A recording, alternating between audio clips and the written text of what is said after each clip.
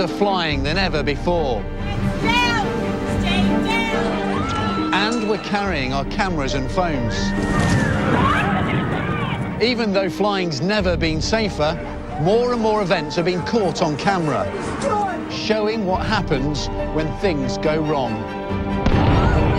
It's crashed! While plane crashes are thankfully rare, in the world's crowded skies, we now know that there are hundreds of near misses. Planes fail, pilots fall asleep,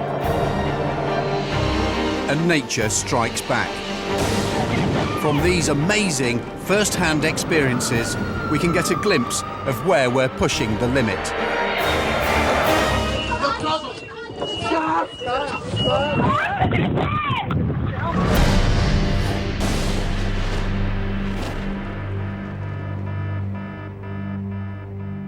As an aeronautical engineer, I'm going to investigate the stories behind these amazing clips. In this episode, there's no response from air traffic control. They're taking November and they're not answering the phone line either. We're going to need to land. One tiny maintenance error has catastrophic consequences, and planes fall apart in mid-air. Pop! Whoosh! And it's just this noise, this air rushing.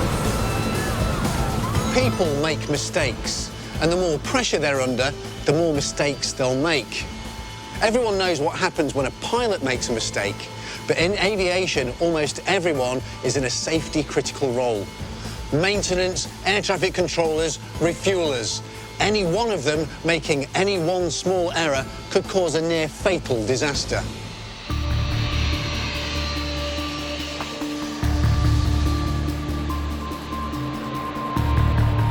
Midday, November the 1st, 2011.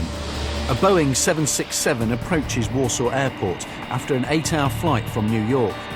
There are 231 people on board.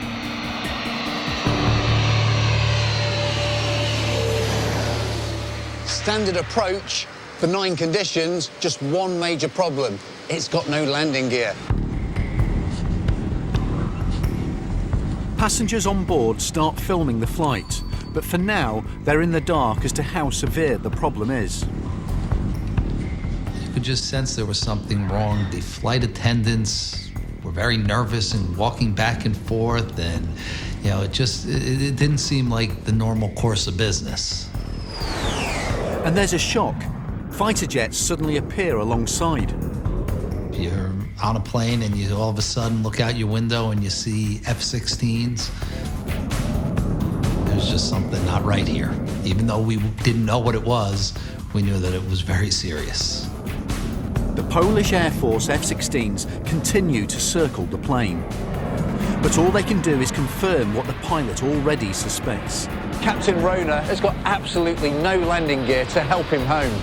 There's nothing in the flight manual about what to do now. With fuel running out, the captain has no choice but to land, wheels or no wheels. Ladies and gentlemen, we would like to remind you that you have to have a seatbelt fastened. I saw people praying, but I think I started praying and I figured this is it. And then you're thinking, okay, I'm 6 years old. I had my life. I married my daughters. I have grandchildren. I said, well, at least they're safe. I was kind of saying goodbye for myself. You understand the gravity of the situation.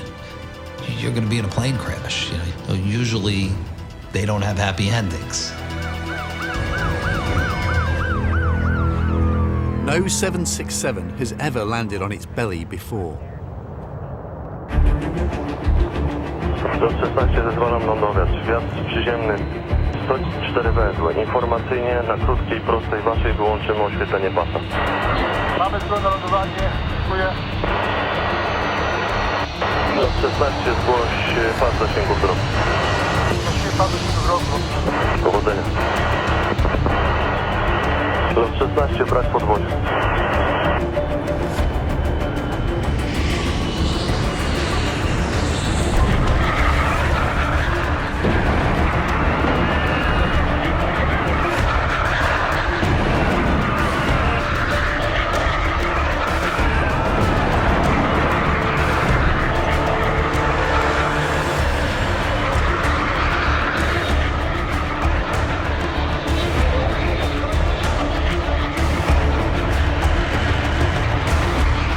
foam on the runway should minimise the risk of fire, but sparks fly from the scraping metal.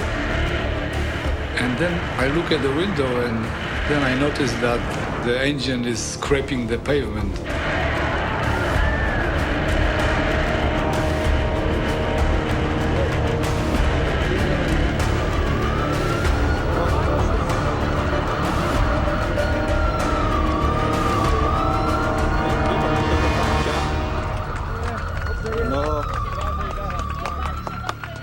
The plane finally stops, but the danger isn't over yet. When you see the smoke and you see the plane on fire, I'm thinking, oh my God, this plane might blow up. And then the lights went off and screaming started. Run away, run away, run away. Run, get up.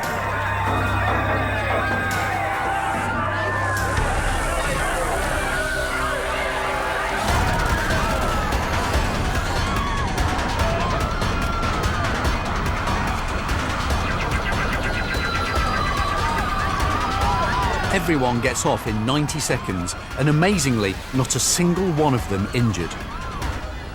Captain Rona became a national hero, and quite rightly so. He pulled off one hell of a landing.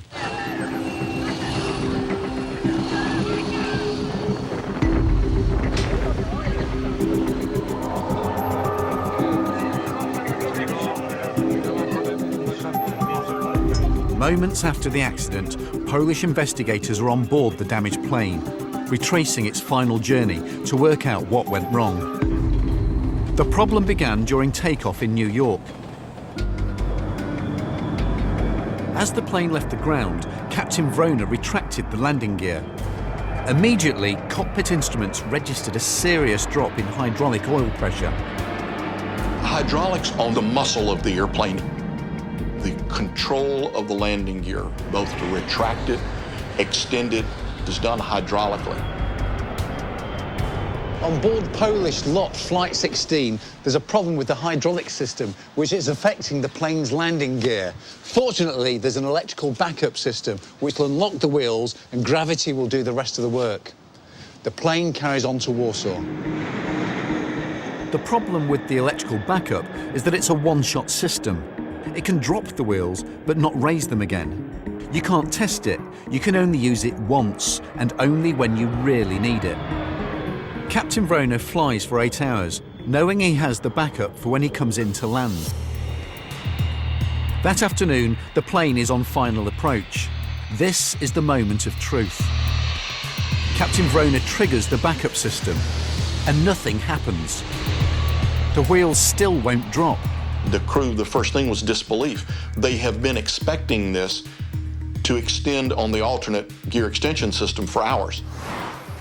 To combat the dangers of technical malfunction, aircraft are theoretically fail-safe. That means if one system fails, another one steps in to back it up. And that's great news, unless the backup fails.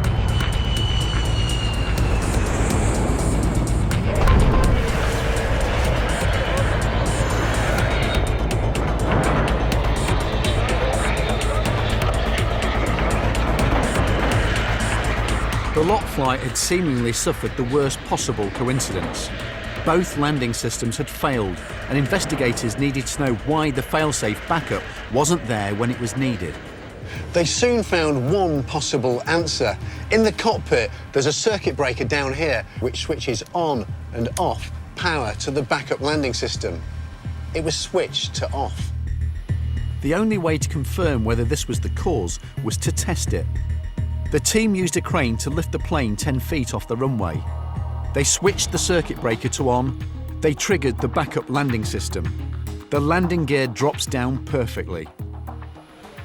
2 years after the incident, investigators are yet to publish their final report.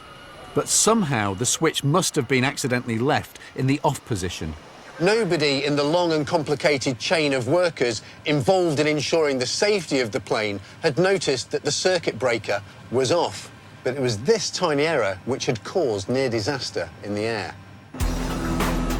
It takes approximately 122 people to keep a modern airliner flying. From the maintenance bay to the air traffic control tower, Fuelers, trip checkers, loaders, marshals, all of them perform safety critical roles, which if missed can lead to serious consequences.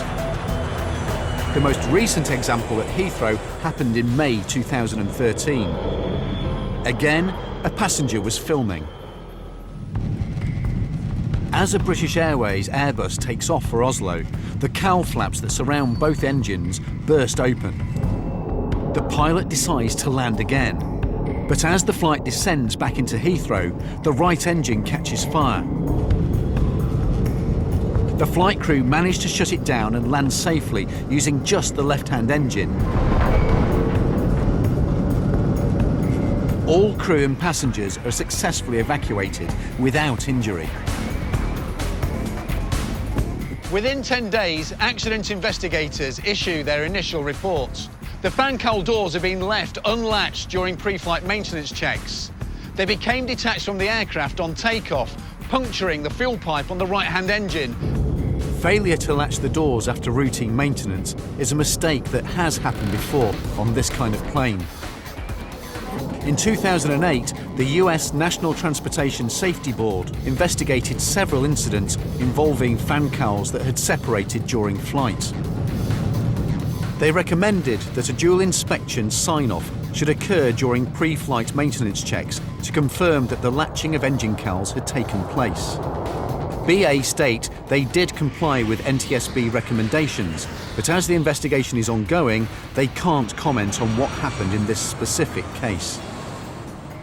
But on a first look, it may be a reminder that sometimes the smallest mistakes can be critical. We'll always have things go wrong, but it doesn't mean we should overlook obvious problems. I mean, if we can predict that there's a problem, we better fix it because, you know, a 1 in a million event in aviation happens every day. We have so many flights. So if you say, that'll happen once in a million times, well, that'll happen this week. We're testing everything to the limit every day, and we rely on the fact that everyone who works on an aircraft gets everything right. But what happens when one of the highly trained and skilled engineers makes a mistake?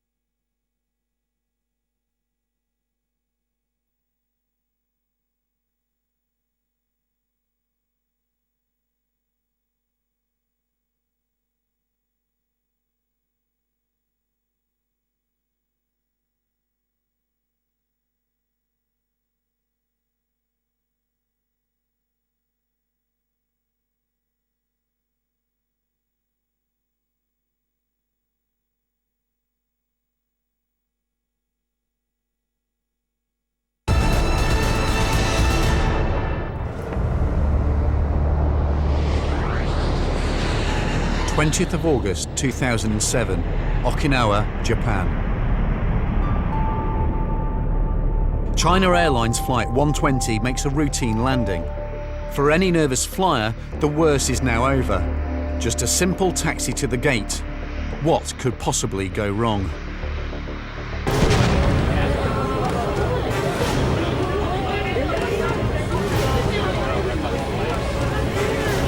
my son said, "Look, there's smoke coming from the airplane."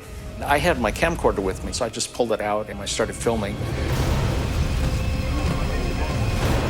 Confused, passengers run for their lives.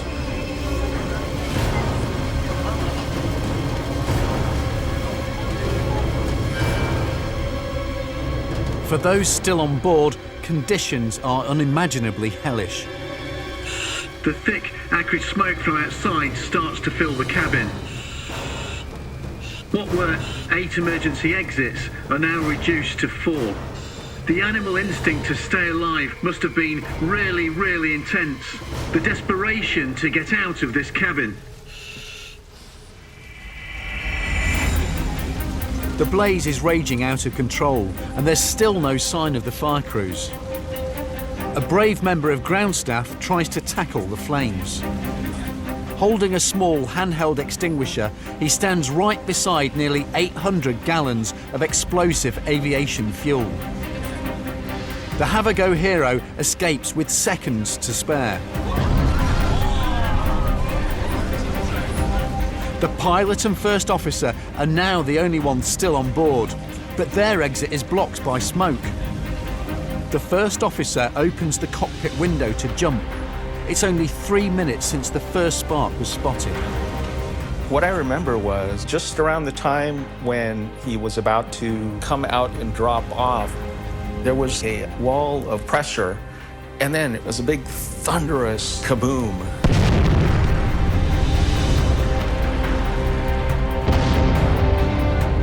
If the bomb went off right in front of us, it would have felt something like that. The explosion forces the fire inside the plane. The pilot is still on board. He drops to the ground just in time. Nobody left on board could now survive in this raging inferno.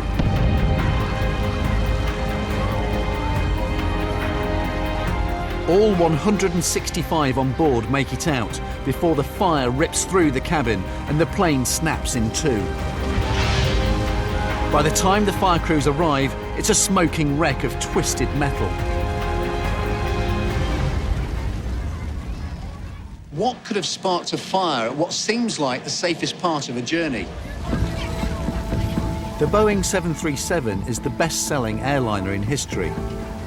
There are 1,250 in the air at any one time.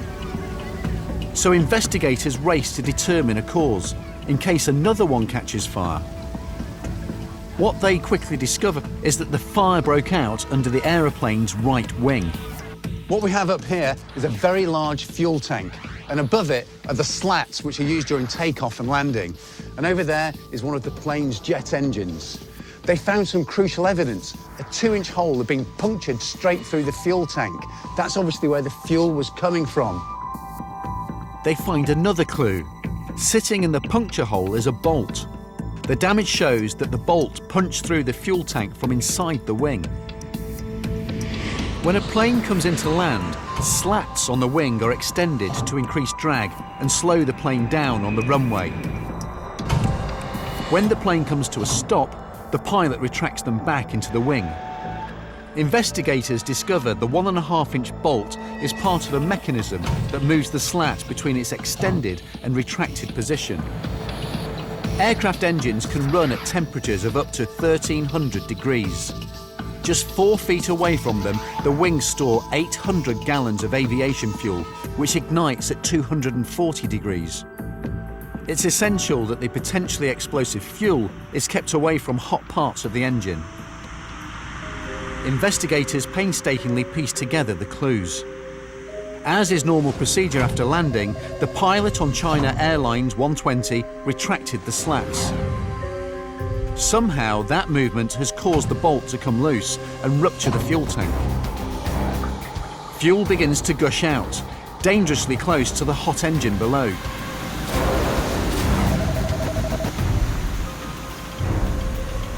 As long as the plane is taxiing and the engine fans are running, the fuel will be blown out of harm's way.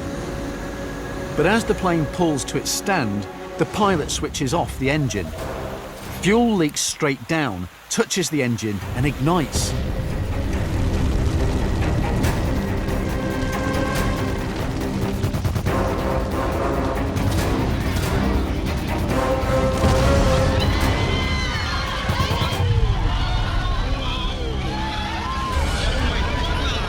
But the crucial question remains unanswered.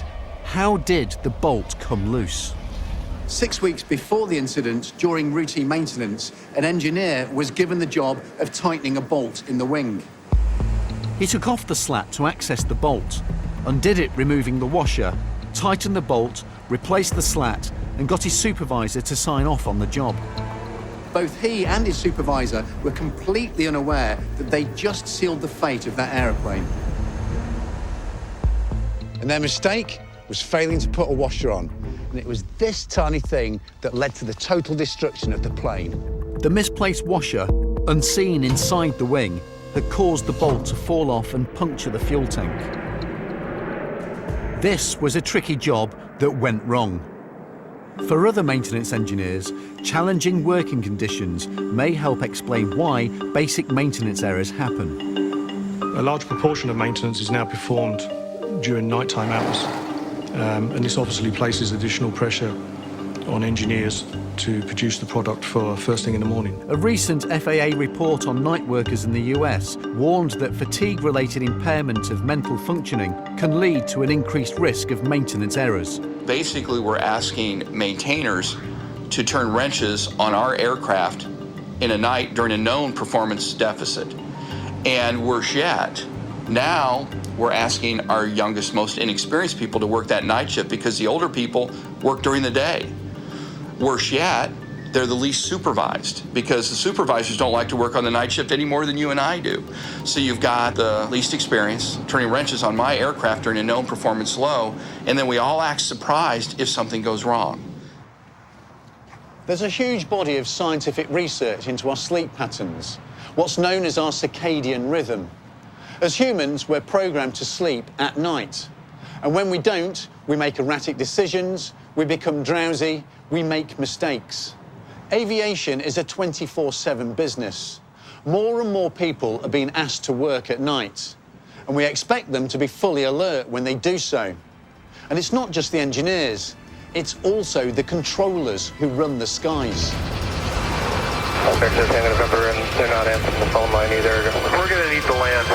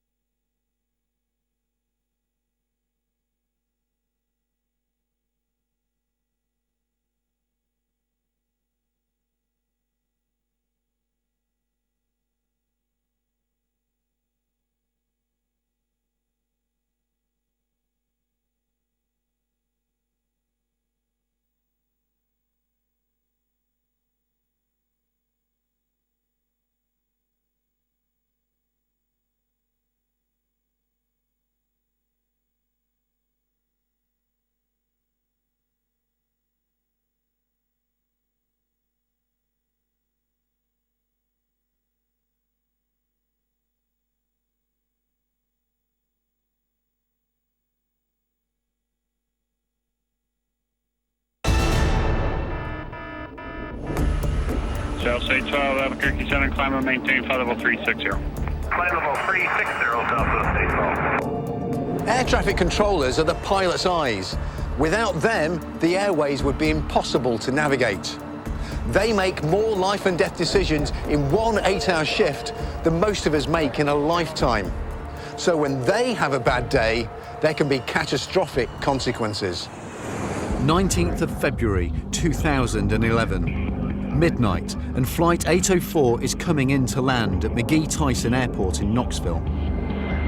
All the pilot needs is clearance from the radar controller in charge of the airspace around the airport. Yes, sir, we're trying to get a hold of Knoxville approach or Knoxville departure, and we cannot raise them. The pilot radios the tower on the correct frequency. He gets no response. He tries again. Again, no response. 3 Papa Charlie, stand by. Finally, the pilot makes contact with another controller in charge of taxiing at the airport, who helps him to land. Over the next few hours, this controller must man the airspace and taxiways on his own, as he's unable to reach his colleague in the radar room. We don't have any radio contact with them. Live car 804 Tango Fox. Tower, live car 1 Charlie Whiskey, nobody home. 3:47 a.m. Word of what's going on is spreading as pilots try their best to help each other to land. After 5 hours of silence, a colleague gets a chance to make his way to the radar room and finds the controller asleep. He has fashioned a bed for himself out of sofa cushions and a blanket. In an industry that doesn't sleep, a controller has to be as awake at 3 a.m. as they would in the middle of the day. At least that's how it should happen. Shockingly, this wasn't an isolated incident. Just weeks later, at 2 a.m. on the 13th of April 2011, a medical flight is coming into land at Reno Tahoe Airport in Nevada. Cyan lifeguard 20 November. The call sign lifeguard means this flight is on an urgent medical mission. Landing quickly is imperative. Lock on ground, clearance, or tower. He tries again. Again, no response. Instead, he manages to reach a controller at a Northern Californian airport. Got a pretty slick case that we may just have to land when we have clearance on. Imagining there's a problem with the radio or the frequency, the ATC from North California phones the tower at Reno on its landline. Back to Tango November, and they're not answering the phone line either. We're going to try and get another number, see if someone can go up there and check the tower. We're going to need to land. The controller from California is unable to assist any further. With no other option, the pilot is forced to land at Reno on his own. November, Roger, and landing will be at your own risk. The pilot made it down safely. The controller who was in charge was found to be asleep. Within 2 months of the incident, a total of 5 controllers were found sleeping on the job in airports across the US. This doesn't just happen at obscure regional airports. Reagan National Airport in Washington can handle 50,000 passengers every day. And yet, in the skies over America's capital,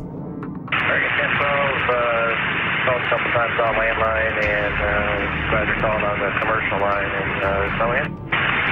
American 1900, so you're aware, the tower is apparently not manned.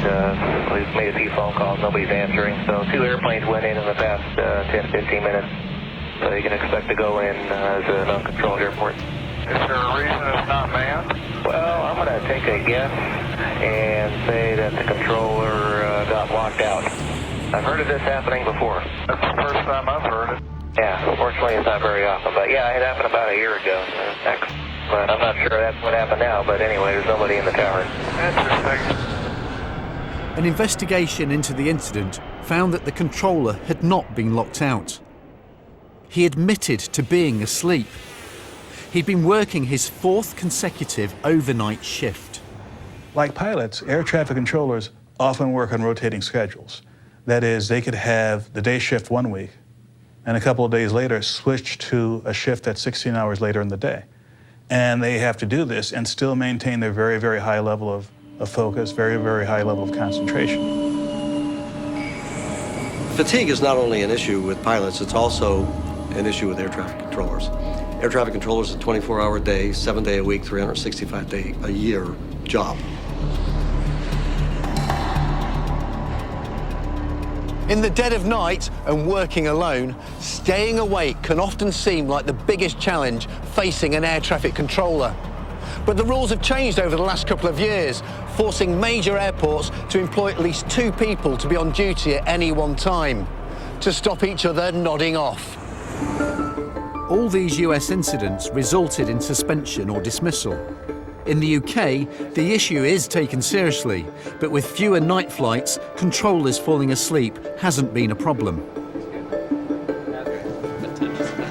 But it's not just at night that there are sometimes issues. Here at Embry-Riddle, they train air traffic controllers. We've got a complex situation for you here because we're using 3 different runways at the same time. So we've got 3 arrivals on your 7 left, your long runway. Okay. We've got 1 arrival on your runway 34, which is your crossing runway. You can probably see him starting to out there. Oh, yeah. You've got a couple departures waiting to go at 34. So right now you've got a minimum of 4 airplanes landing and at least 2 or 3 that are waiting to take off. We use a thing called land and hold short. So when we clear this aircraft to land, we tell them to hold short of this runway. So basically, once he's landed, he doesn't cross over this. That's correct. So that way you can land and depart aircraft from this runway at the same time. So you're running 2 or 3 runways. I'm now being put in charge of approach control, managing the incoming and outgoing traffic on the runways. So that's a crucial piece of information to say, land and hold short. Yeah, I don't know why I'm laughing, because I'm like really nervous now. This is the wrong piece of information if I don't say hold short. Right, or if you clear somebody for takeoff when somebody else is taking off or landing on an intersecting runway, okay, that could be very detrimental. I think we should just start and we'll give it a try and I'll kind of work you through it or talk you through it as we go. Controllers must maintain a high level of concentration to avoid deadly slip-ups. Studies indicate that the average human can only hold 7 items in their short-term memory. To look after up to 25 planes at a time, air traffic controllers have special training and technological backup. My first job is to get the United flight onto the ground. Okay, United 901, clear to land, runway 7 left. There you go. CAD 34, clear to take off, runway 34. There you go. Nice. Now, did you tell United to hold short? No, I didn't. No, you didn't. See, you've got him taking off on this runway. United, hold short. Bit late. It's too late now. They are heading directly towards each other. I'm sorry, you failed. Oh. I failed at even the simplest ATC task. At least they were only virtual planes. Whilst I'm only a beginner, even the professionals can make mistakes. At night, if tiredness sets in, it could be even more challenging. There are 1,300 incidents on the ground at airports around the world every year. Whether it's a last-second abort, Cancel takeoff plans. Lufthansa 411 Heavy is rejecting takeoff. JetBlue 916, what are we doing? JetBlue 916. We've been hit by airframe. Emergency equipment requested. or a controller who's lost her temper. Ma'am, I'm trying to advise you we're on an active runway. We're staying clear of all runways until it's figured this out. 1448, stand by. Don't talk. I have other things I need to do. Roger, ma'am. Some worry, in the US at least, one day an air traffic control blunder is going to end in tragedy. What we find happening now in air traffic control, there are operational errors, controller errors, are on the rise. They're making more mistakes because we're at this situation where it's not just the controller watching the screen and writing the flights on strips of paper and handing them off to the other controllers in the centers now. Now there's a combination of computerization and the human element, and errors are on the rise. In the UK, the number of ATC errors is falling, but it's still hugely complex. Take the skies over London. Over 1 million flights a year funnel in and out of 5 London airports within 50 miles of each other. The seemingly chaotic skies are actually divided into a complicated network of 3-dimensional highways, which crisscross the airspace above us to meet at airports. Each controller is in charge of a section of airspace and up to 25 planes. In the last 10 years, there have been 38 near misses in the skies over London. And as more people fly every year, there will be more planes in each corridor. That means we'll need more controllers and more technology to keep up. We need to be concerned about more and more planes in the sky and more flights. There's just so much airspace in busy areas, but everybody wants to be the same place. They want to be in the busy airports of the country, and that's where it's congested. At a major hub, up to 87 planes will arrive or depart every hour. A regular landing slot at a busy hub like Heathrow can cost as much as £8 million. So the pressure's on to keep the aircraft moving while avoiding collisions. For airlines, time is money. As soon as a plane arrives at the airport, the race is on to get it back in the sky as quickly as possible. Some low-cost airlines can turn a plane around in 25 minutes. That's 25 minutes to unload the passengers and their luggage, clean the plane, load fuel, and load a whole new set of passengers, and back onto the runway. These days, the planes are being worked just as hard as the people. As an engineer, I understand that's bound to lead to stresses, but sometimes a mistake can occur that's buried so deep it can take 15 years to come to light.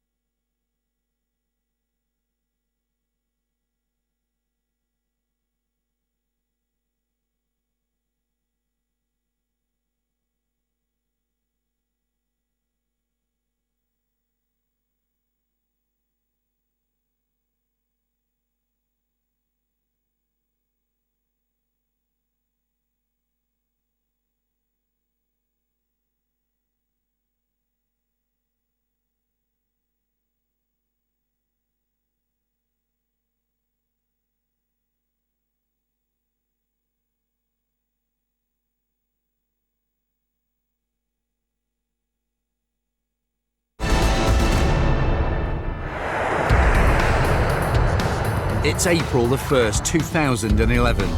A Southwest Airlines flight from Phoenix to Sacramento. The plane is a Boeing 737, one of the commonest and most reliable planes in the sky.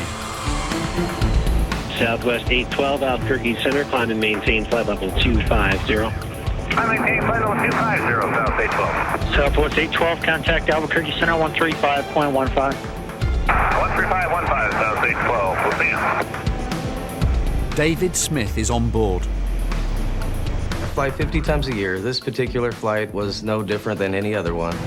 As the plane hits cruising altitude 6 miles above Arizona, 15 minutes into the flight, playing on my phone, reading a magazine, sounded like a bomb went off. Just a huge explosion.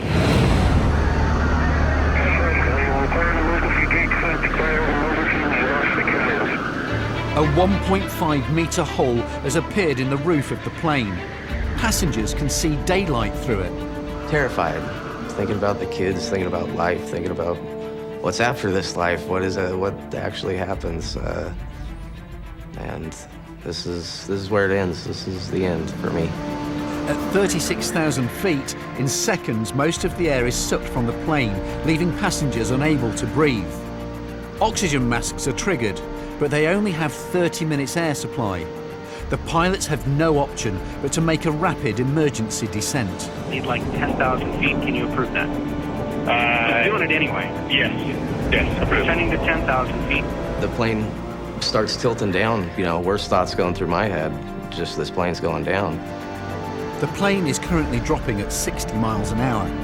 In 5 minutes, they get down to 11,000 feet. They've reached an altitude which has enough oxygen to keep everyone on board alive. But they still have a plane with a hole in it and no idea how secure the rest of the fuselage is. Over Arizona, the pilot doesn't know how long his plane's going to hold together. He scrambles to find the closest airport for an emergency landing. At Southwest 812, are you able to land at Blythe, or would you want to go to Palm Springs? How far away is Yuma from us right now? And Yuma is at your 3 o'clock position and 50 miles. We'll take Yuma. Southwest 812, roger. You are cleared to the Yuma Airport via direct BARD, that's Bravo Zulu Alpha, and then direct, maintain 900,000. Okay, change of plans. Southwest 812 is going to Yuma now. You couldn't make Phoenix. Southwest 812, contact Yuma approach on 124.7, 24.7. Finally, the plane comes to a halt on the runway at the US Marine Airfield at Yuma. Once we actually touched ground, I felt at that point, you know, everything's going to be okay. As everyone on the tarmac at Yuma breathes a sigh of relief, for air crash investigators and the airline, the situation couldn't be worse. Because it's not the first time this has happened. 2 years earlier, another Southwest Airlines passenger plane, Flight 2294, is cruising at 35,000 feet, this time on its way to Baltimore. Cheryl Bryant is on the flight with her children. We're sitting there chatting, and about 45 minutes into the flight, we hear this pop, whoosh, and it's just this noise, this air rushing. The roof of this cabin has also ripped open. I looked around, and behind me, about 4 rows back, was a hole. There was daylight coming from the ceiling where there's not supposed to be daylight.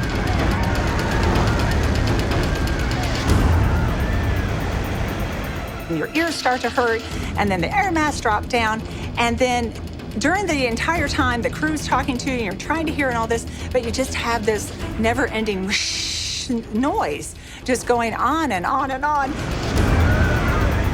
The pilot's response is just the same. They point the nose at the ground and plunge towards breathable air. Southwest 1294, we can't get a read back on an altitude. Have you got any traffic? What's that intersection? He's good descending to whatever. I have no traffic in the We area. couldn't get a read back. He's coming down fast. Okay, all right, that's fine. Just watch out. Will do. On the inside, you are terrified because this is your entire family right there. But you can't show that you're terrified to your 4- and 6-year-old either. You need to be strong for them. The plane drops 25,000 feet in a matter of minutes. Okay, looks like for Charleston, West Virginia, that's probably what we're going to plan on. That's for 2294, if you can get us started that direction. Southwest 2294, roger. Heading at 025 until you're got it dialed in Charlie Romeo Whiskey in Charleston, West Virginia. The pilot diverts to Yeager Airport in Charleston. Emergency services race to the runway. When we heard the landing gear come down, we just felt like kissing the tarmac.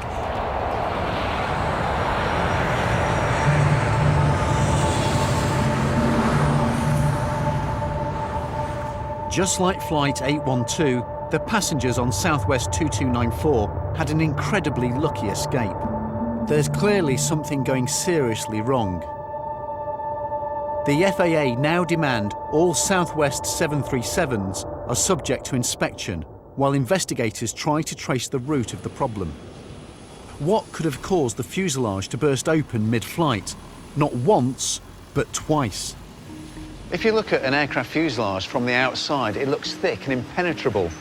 But in fact, it's only as thin as a credit card. And I can bend it backwards and forwards. Despite its thinness, the skin of the fuselage is designed to withstand incredible forces. As the aircraft reaches altitude, the pressure inside the cabin remains constant so passengers can breathe, while the pressure outside decreases. The varying pressures inside and outside of the aircraft puts the skin of the fuselage under stress. This process is repeated on every flight the aircraft makes. So when NTSB investigator Clint Cruikshanks looked at the two Southwest incidents, he honed in on a well-known aviation phenomenon.